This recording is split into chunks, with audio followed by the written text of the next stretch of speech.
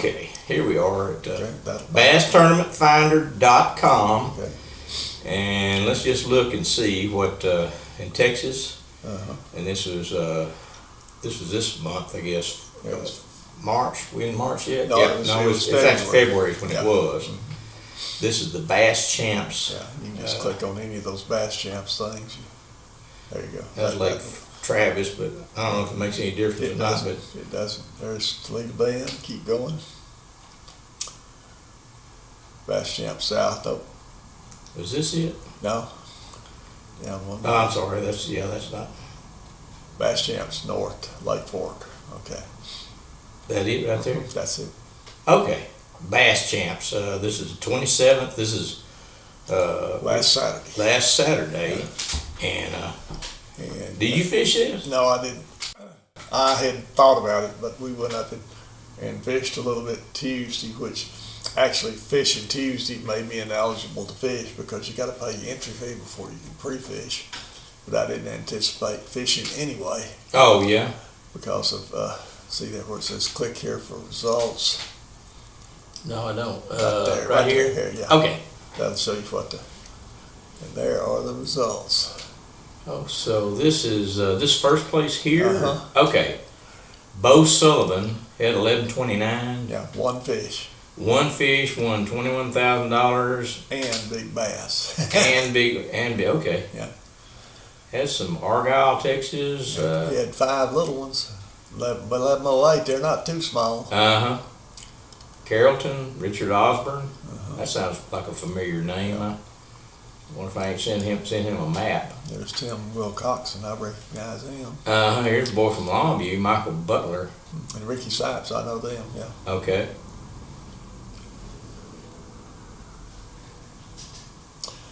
Interesting. Tyler, Texas. There's some Tyler folks. Yeah. You know, it's amazing where some of these people come from. I mean, some of the I don't know why. It just surprises me every time I sell a map in like Nebraska or Nevada or California. Or, I mean, it's unreal where these people come from. You know, this is true. You know, and every once in a while I'll see somebody from down like Friendswood or something down there in South Houston. And I'm thinking my old roommate was from there, you know, because he don't fish. Yeah. I don't think, but that's interesting. Yeah, So there were 2-pound fish got a check in 30 teams, I think it was, out of 300 wow. weighed fish. Huh. So it was a tough day. The friend that I know that fished it, he said they never got a bite. But he did say that everybody he talked to that caught fish caught them deep. Oh, really? Yeah.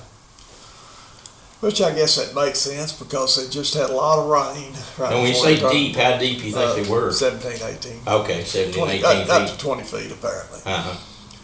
So I'm on my way up there this afternoon to pre-fish a little bit for Thursday, so I'm gonna. Okay. We got Hard Core this week. Yeah, the like the Caney Creek side. So who are you fishing with this week? You know? No, I don't. Okay. This is the regular club tournament for Lake Fork Anglers Bass Club. There's one I'm looking forward to next month. Mega Bass. Yeah. Okay. It's the latter part of the month. But this is in this is April or March. Yeah, it's in March. The March tournaments. Yeah. And let's just go ahead and look at those tournaments for March. Got JC Outdoors. Are you fishing JC Outdoors? I haven't decided. Charlie and I have been talking about it. We may. Okay. You've won some stuff during those tournaments. I've done well in them in the past, but I'm doing so poor. I have caught so few fish that, you know. Yeah. Well, I mean, you know, maybe you're due. That's right.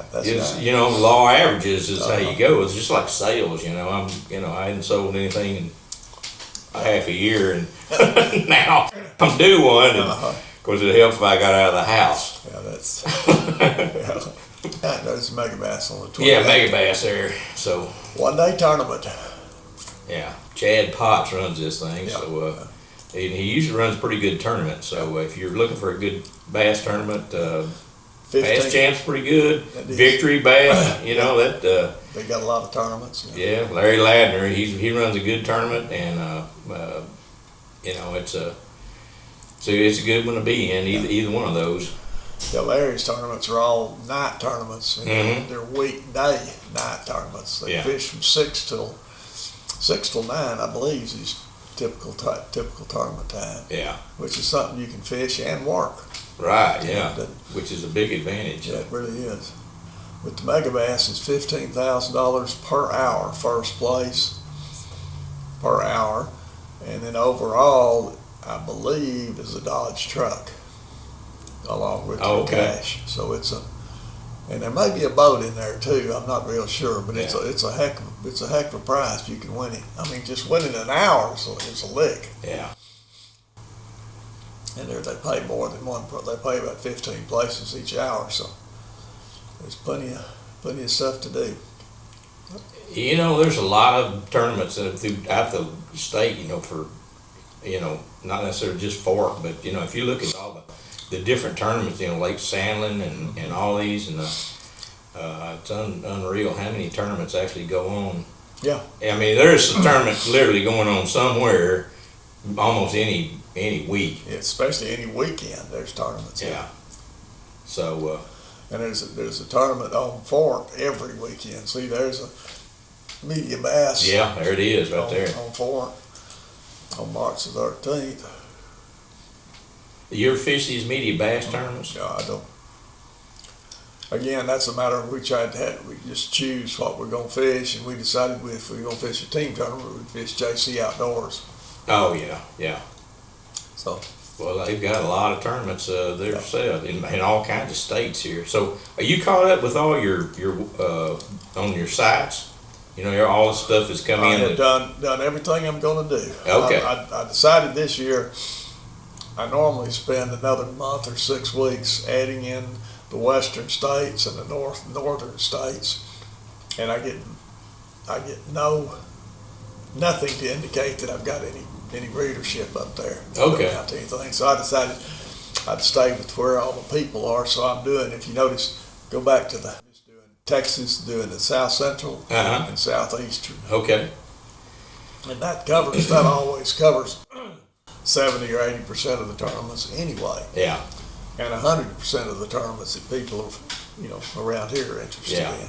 Well, I mean, there's so many people leaving California out there.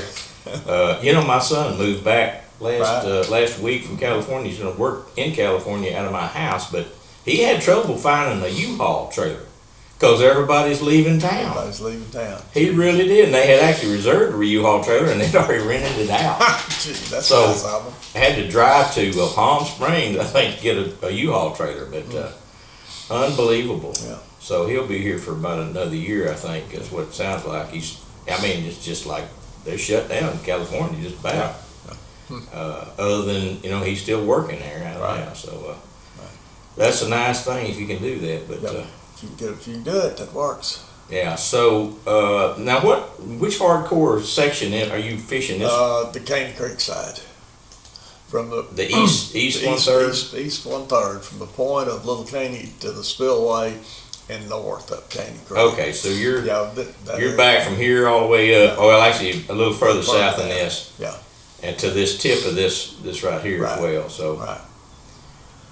Now, I didn't look at the weather. What's the weather supposed to do well, this it's week? Supposed to be decent Thursday. Thursday, mostly sunny.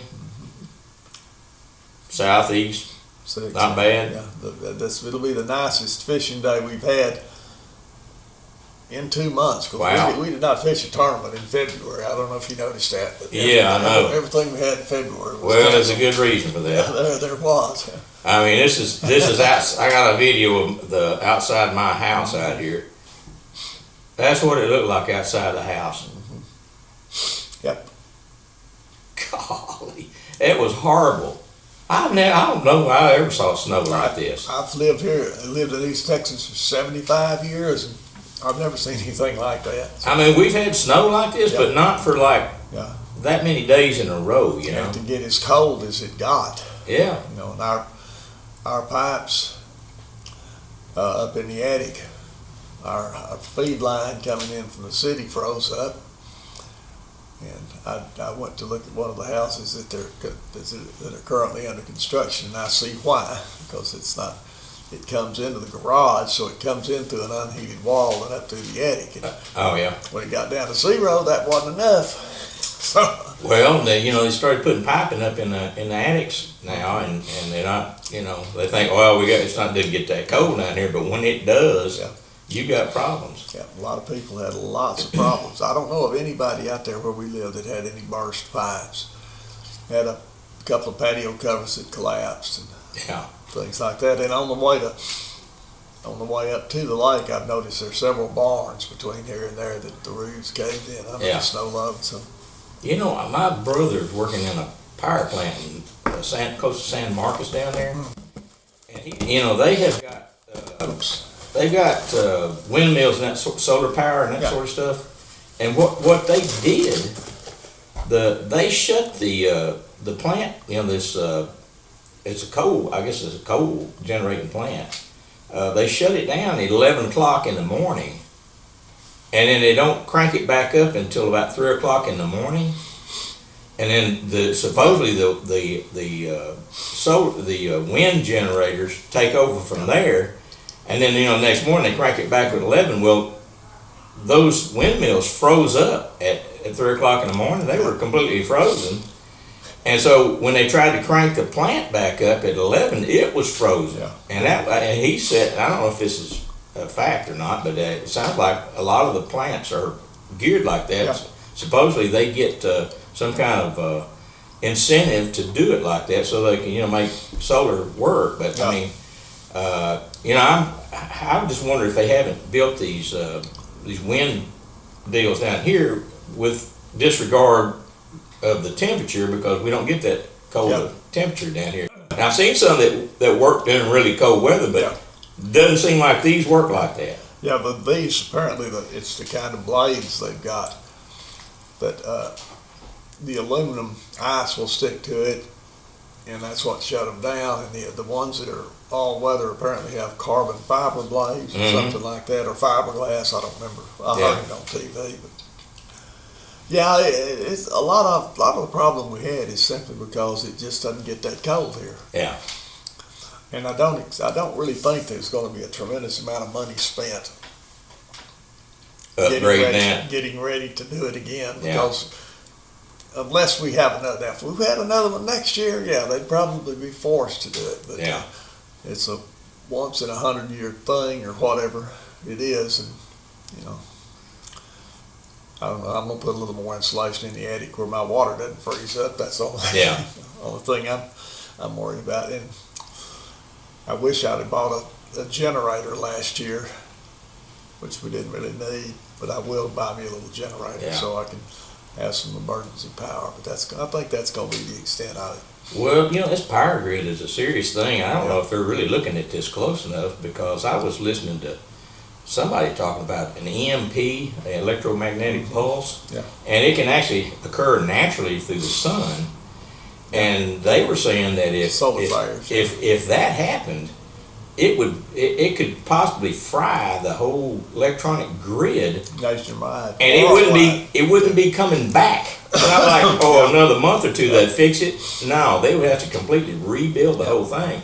And there's some stuff that that the Congress could do is spend a couple of $1 billion to protect that, but nobody wants to do. They don't want to spend that on it. So I don't understand what's going on there. But the safety of the country really is a pretty critical part of that. But anyway, we'll see what they do. We'll see what they don't do. What they don't do, that's what you're going to see. Hey, I got a Blake Shelton story. Dusty's got a friend of his, and I'll tell you this. It's kind of funny. I always wondered about old Blake Shelton, if he's like you see on TV. And this boy, he was on a bus with him one night, and everybody else had went to sleep, and they were sitting up drinking some really nasty drinks. That was like Blake was he was on a diet, And this boy's quit drinking, but back in those days he was, and they were drinking like Diet Sprite and vodka. And he got to talking to Blake, and he said, he's just like you see on TV, and which you never know about these folks. Sometimes it's an act, but it might be a little crazier with Blake. I don't know, but anyway, Blake was telling this story about how when he first got started, before he was anybody, and he apparently was going to try to finance a record with his own money, right? And was going to have to borrow some money down at the bank, and he worried and thought about it, and he says, and I was just about to just back out of it, and I was walking down the street, and this car comes swerving out from the side, and this woman stuck her head out and says, "You need to take your hillbilly ass back to Kansas," and took off. It was Tanya Tucker. That's what he said. And of course, she didn't know him from Adam. He was an unknown at the time, and he said right then, "I'm going to borrow that money." Yeah. But it's I had to take this boy back to Waco. His dad was going. He came back from California with Dusty, and his dad was going to meet me in Waco to take him back to San Antonio. But just some of the funny stuff you hear sometimes. Yeah, it looks like the weather Thursday's going to be a little different. Well, last Tuesday, was it Tuesday? I guess it was Tuesday when we went up to, it was warm. I mean, it was 75, 76 degrees. We got up there and launched the boat and, went out and turned the depth finders on, started looking and found nothing, found no shed. Really? Yeah, Are you using the live scope now? Or? Yeah. Okay. Are you getting pretty proficient at it? Well, yeah, sort of. Kind of, sort of. It's yet to do me any good in the tournament. This weekend, I'm hoping I'm going to use it in some shallower water and see what happens. Yeah. But anyway, we fished from what normally are pretty good spots this time of year. Never got a bite. And then all of a sudden, my power poles wouldn't retract, and my depth finder went off, and I thought, what's going on here? I discovered I had a dead cranking battery. Oh no! Yeah. Now you and Charlie were out that day. Charlie and I were out, and we were out in the wind, and got the power poles up to where it wouldn't do any good to put them down again, and we were blowing towards the 515 bridge. Oh no! I called Avery, and he came out and towed us back to the 154 public ramp, and gave Charlie a ride down to where the truck was. Who's Avery? Avery is a new club member. He's a young man that lives in Iowa, and he brought his wife and his daughter down here, and they're in Owens Brothers RV park, and Avery's fishing. Okay. He's got the advantage of he owns a trucking company, and he can do it remotely. His wife takes care of all the accounting, and he takes care of the scheduling and everything. So perfect scenario there. Yeah. So he's got a pretty good deal going. But anyway, he rescued us, and I went back to the shed, and I called Sergeant Marine, went up there, and Brian said, "You just got a dead battery, is all that's wrong." And I said, "Well, why would I have a dead battery? I ain't yabba yabba yabba." You got them $100 batteries on there too. Well, that's the trolling motor batteries. Oh, okay. That's not the cranking battery. We tried to jump start off those, and they've got a safety circuit in them. You can't jump start off. Really? Yeah, they just shut down. Anyway, I got to thinking, I had not used the boat in a month. And up until then, every time, I'd always fished, 2 or 3 days a week. So the fact that I didn't have I've got a power cutoff switch now that cuts power to everything, except the outboard. I didn't have one of those until I got these lithium batteries. But the talons, I know of people that have had the same problem where they've gotten talons or power poles, and they go out fishing, all of a sudden they got dead batteries. They don't understand why. It's called parasitic drain. And as long as I was fishing every week, the battery charger was staying ahead of it, keep the battery charged up good. But when the boat sat for 4 days, it pulled it down enough that when it started when we went out, but we went to one place and we fished then, never started the big motor up for 3 hours. And that time running the depth finders and everything and running the talons, it pulled it down. So anyway, So when your talons are down and your battery goes out, you can't get your talons back up? Manually raise them. Yeah. Oh, you can manually? Yeah, there's a provision that you put a 9/16 socket and ratchet them up. Okay. I don't really want to have to do that, at least, but that's a lot better than if you've got power poles and they're down all the way, you got a problem. If you don't have 9/16 inch or inch, you got a problem too. Well, that's true, but surely, well, I don't know what you do. A lot of people don't carry tools. I've got stuff in. You got your tools, yeah. But anyway, we got it back, and just wanted to caution everybody to take that into consideration. If your boat sets longer than normal, make sure your batteries are good. So I've changed up my procedure for charging them, and I think I think everything will be okay now. We'll see.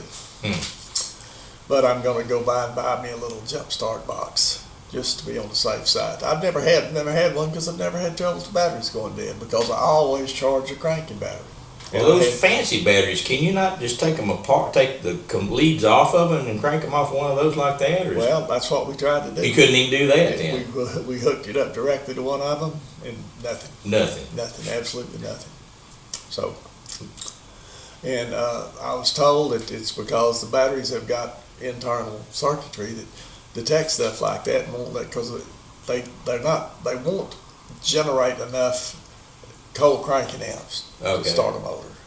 You know, they're designed for trolling motor, putting out lots of juice over a long period of time, not a lot of juice in a short period of time. Yeah. So anyway, I'll have me one of these little jump boxes that they say that will start a 5-liter diesel 5 times before you have to charge it. Yeah.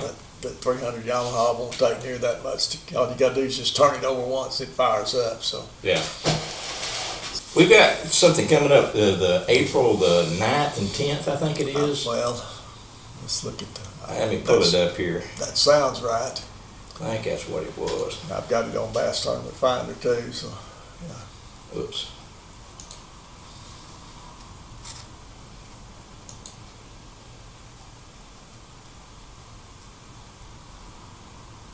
Patriot Sporting Challenge night.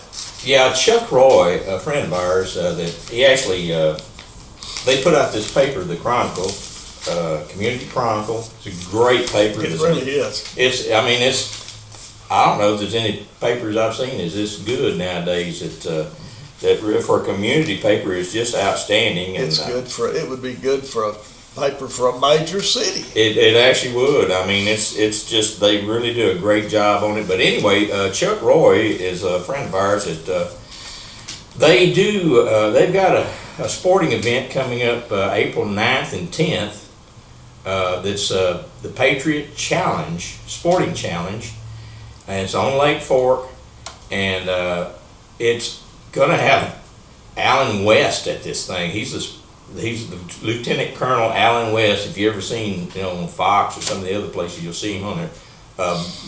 Really fantastic speaker. And I'm not sure I know the other guy, this Iran hostage, Rocky Sickman. You ever heard of him? No, never have. As a major Marine sergeant that was a former Iranian hostage, and they're the two speakers. But what this thing does, they do, they do a fishing tournament, they do a golfing. I don't know what else. Do you know? Shooting. Okay, yeah. Shoot, fish, and golf. Yeah.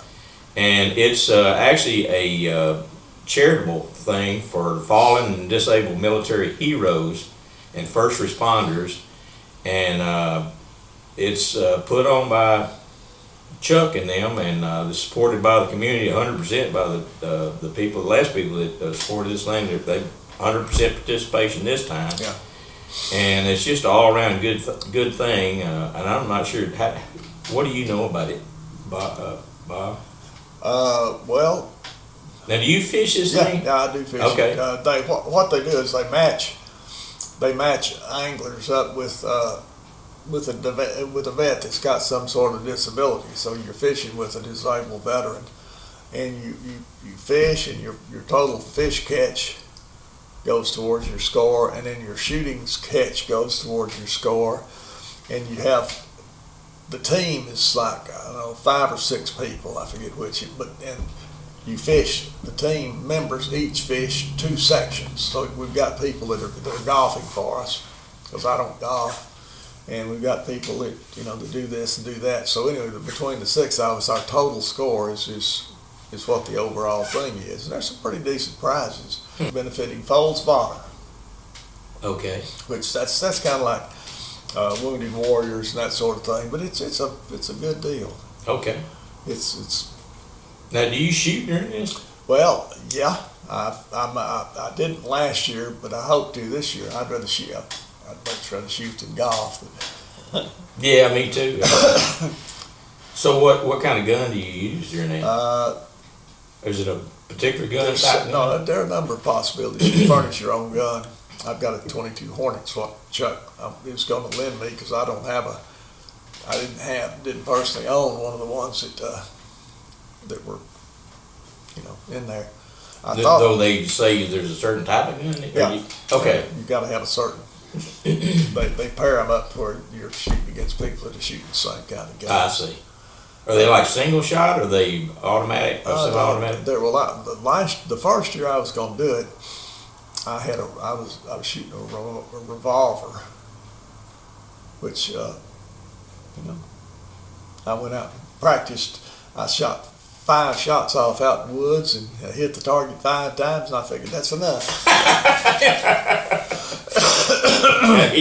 I used to be a good shot, but after I started wearing glasses, it interferes with your sight. But anyway, but they had somebody that was supposed to be a real good shot that took my place, and I think, as it turned out, they'd have been better off letting me do it. Let you shoot. Yeah. But anyway, it's a good thing. It's primarily designed for a company to sponsor a team. It's not something that an individual would want to. Well, I shouldn't say that. Some individuals would, because it's got a fairly high entry fee. And most of the teams, like I said, are sponsored by companies. And up there on the website, you can go to the Be a Sponsor, and that tells you what here are the other, down here is $2,500 there. Yeah, right, yeah. Well, it got a lot of participation, so it's well thought of and well thought through, apparently. So the links, I think that's where it is, the golf course. Lake Fork, yeah. That's where the golfing is. Well, just getting to see Alan West, I would like to see that myself. That would be interesting, and this other guy's probably. Hey, I bet we can sneak you in. Well, he said something about me coming up there, and there's a picture of Chuck right there. I guess these are the board members for that.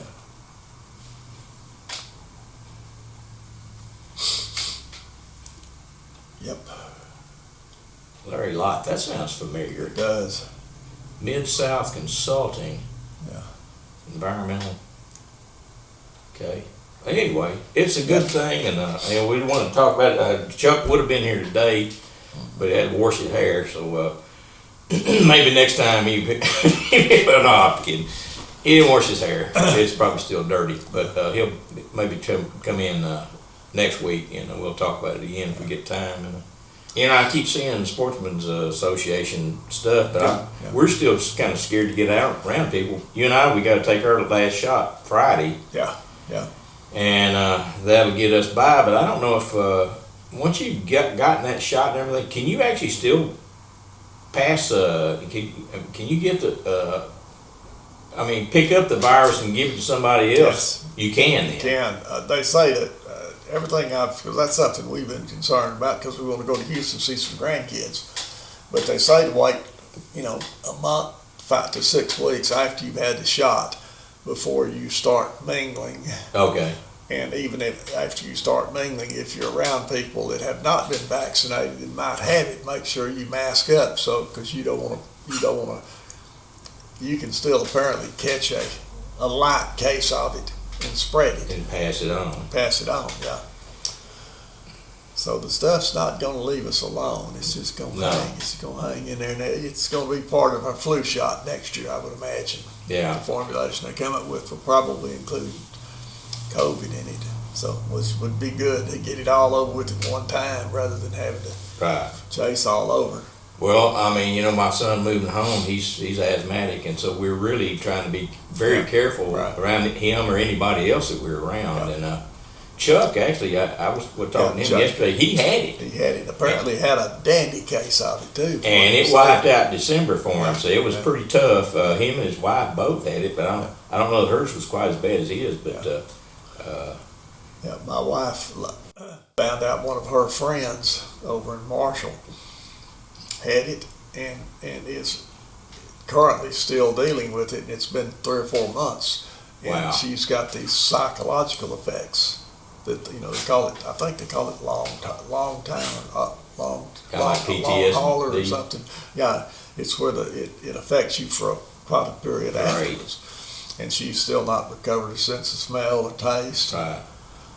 And she's staying inside. She won't go outside. So there can be some nasty after effects. Yeah. I mean, you don't have to be asthmatic or have other problems. I mean, if you get it, it can be devastating to you. And I mean, we've lost family and friends from this mess. True. But hopefully now that we're coming up on 50% vaccinated, I think, aren't we? Yeah. At least one shot. I think it's higher than that, but hopefully the numbers will keep going down and we'll get to where we can go see our grandkids again. Well, I hope so. I mean, or the grandkids can come see us. That'd be even better. Yeah.